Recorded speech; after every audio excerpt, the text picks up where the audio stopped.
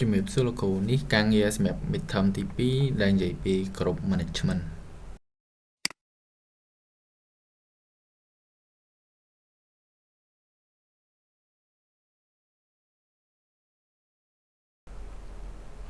អញ្ចឹង comment សម្រាប់បង្កើតគ្រប់យើងប្រើ sudo group add ហើយយើងដាក់ឈ្មោះគ្រប់ដែលយើងចង់បង្កើតអញ្ចឹងខ្ញុំដាក់ឈ្មោះគ្រប់ developer ហើយដាក់ត្រូវទៅឲ្យ password សិនតោះមកយើងចង់ដឹងថាវាបង្កើតបានជោគជ័យអត់អញ្ចឹងយើងត្រូវ check ដែលប្រើ comment get 10គ្រប់អញ្ចឹងយើងឃើញអី developer ថាគ្រប់ដែលយើងបានបង្កើតហើយមុនហ្នឹងអញ្ចឹងយើងត្រូវបង្កើតគ្រប់2ទៀតមក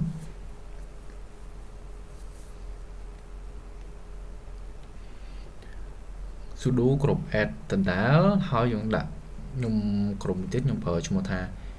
UX UI ហើយនឹងក្រុមមួយទៀតខ្ញុំប្រើឈ្មោះថា group add ប្រើ dev ចុះ dev អញ្ចឹងយើងប្រើ comment ដើម្បីចែកទៀត get 10 group អញ្ចឹងយើងឃើញខាងក្រោម3ហ្នឹងជា group ដែលយើងបានបង្កើតមុនហ្នឹង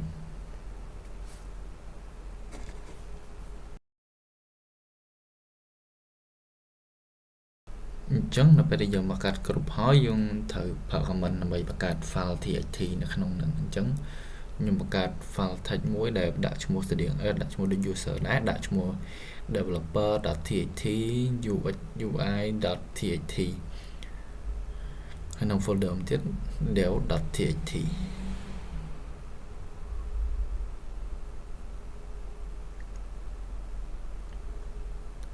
អញ្ចឹងនៅពេលដែលយើងបង្កើតអស់ហើយយើងប្រើ comment ដើម្បី check ថាមាន folder ហើយអស់ហើយ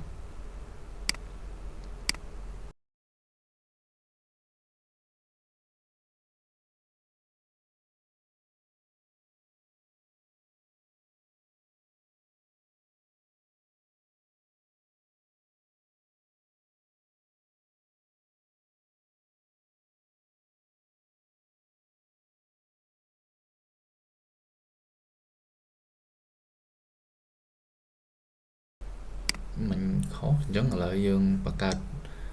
folder បង្កើតដាក់755ម្ដងអញ្ចឹងយើងបង្កើត dev.txt ហើយនឹង ui.txt ដូចគ្នាតែបង្កើតចេញពី755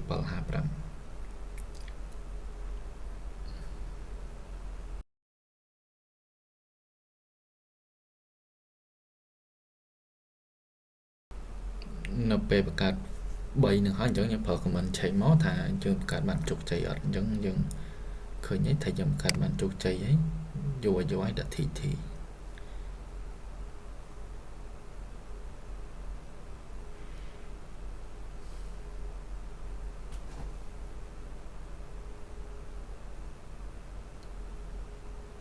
ហើយនឹងមួយនេះអានេះគឺជា comment ដែលបង្កើតសម្រាប់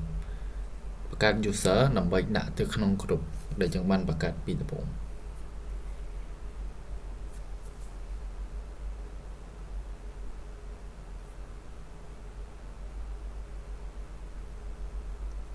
អញ្ចឹងយើងដាក់ user ដាក់នៅក្នុងក្រុម UX UI ហើយឈ្មោះ user ហ្នឹងខ្ញុំដាក់ថា UX UI user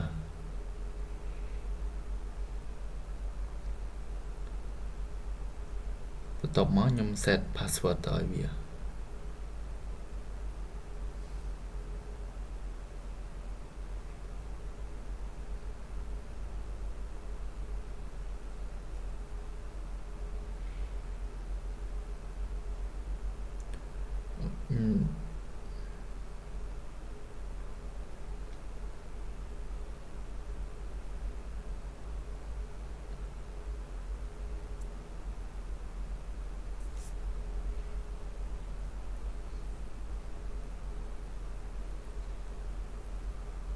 អញ្ចឹងយើងបង្កើត user នៅក្នុងក្រុមហើយយើង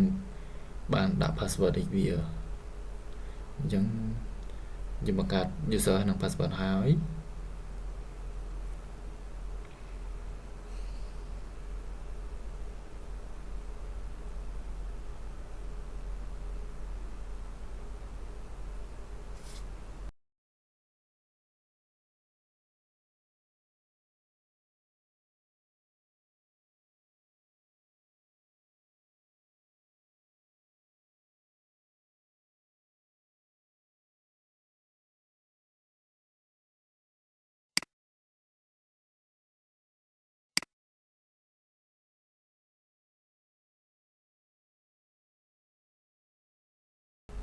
នៅពេលដែលយើងបង្កើត user ហើយបន្តមកឥឡូវនេះយើងដល់វគ្គដែលត្រូវបង្កើត file txt ម្ដងនៅក្នុង folder UI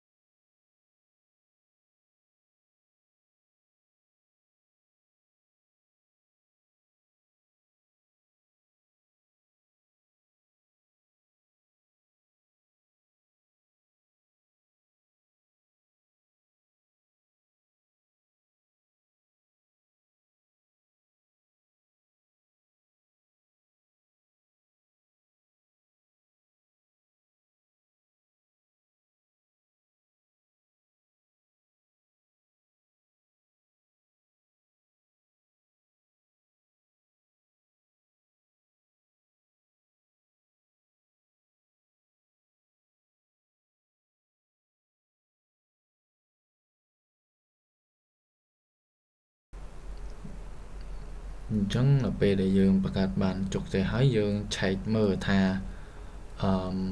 file ហ្នឹងវាយើងបង្កើតបានជោគជ័យឬក៏អត់អញ្ចឹង ls/l ui .txt នេះអញ្ចឹងមានថាយើងបង្កើតបានជោគជ័យអី user នៅពិសិដ្ឋហ្នឹងអាច access ចូល file ហ្នឹងបាន